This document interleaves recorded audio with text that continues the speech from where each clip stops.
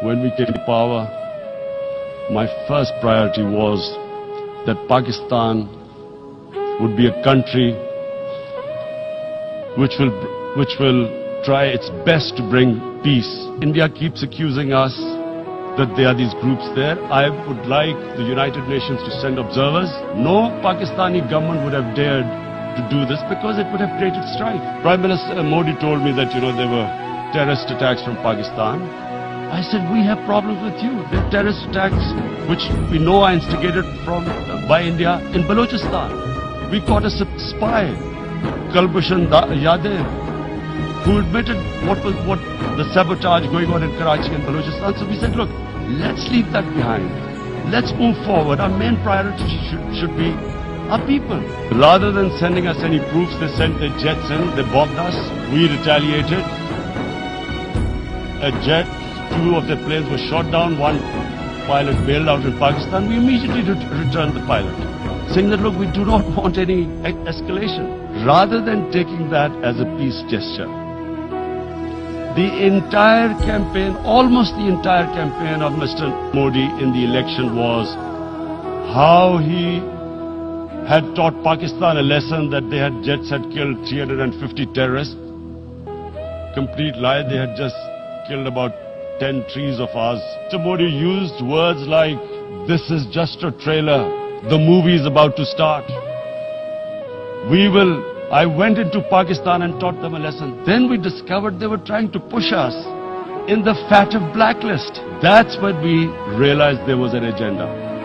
And that agenda became obvious on the 5th August. Narendra Modi is a life member of RSS. RSS was an organization that was inspired by Adolf Hitler and Mussolini. It was hatred for the Muslims and for the Christians. It was this ideology of hate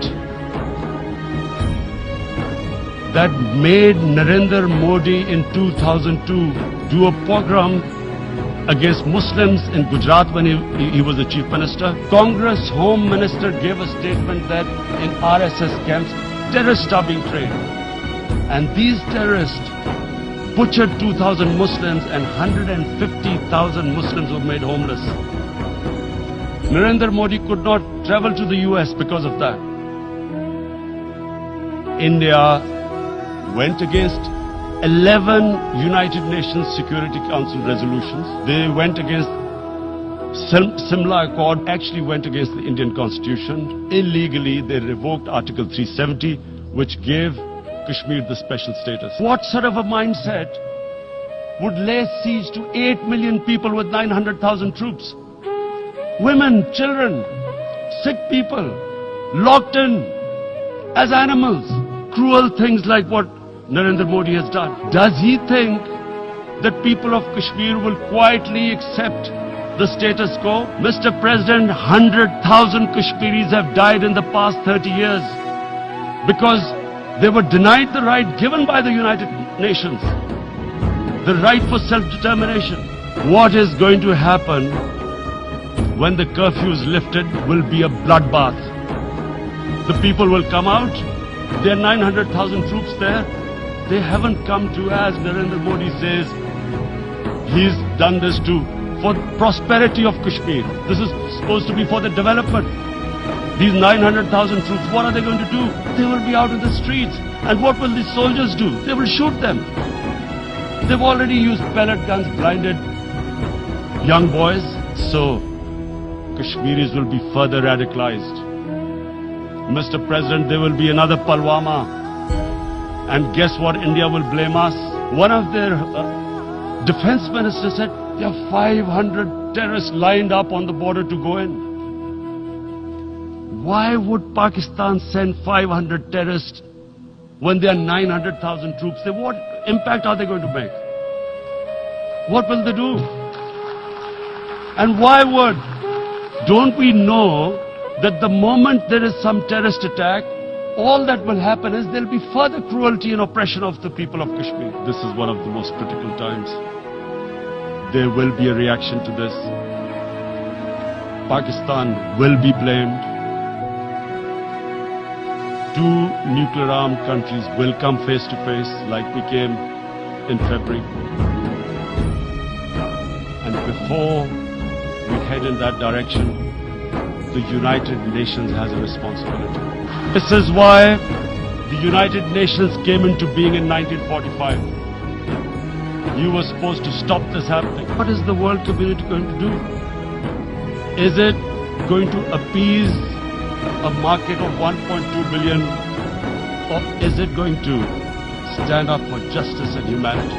If a conventional war starts and anything could happen, and my belief is, La ilaha illallah, there is no God but one, and we will fight. And when a nuclear-armed country fights to the end, it will have consequences far beyond the borders. It's not a threat. It's a fair worry that where are we headed? And I've come here to tell the UN, you've got to. This is a test for the United Nations. You are the one who guaranteed the people of Kashmir the right of self-determination. They are suffering because of that. And this is the time to take action. And number one action must be that India must lift this inhuman curfew, which has lasted for 55 days. It must free all political prisoners, and especially those 13,000 boys that have been picked up. Parents don't know where they've disappeared. And then the world community must give the people of Kashmir the right of self-determination. Islamophobia since 9/11 has grown at a pace where it is alarming. Human communities live together.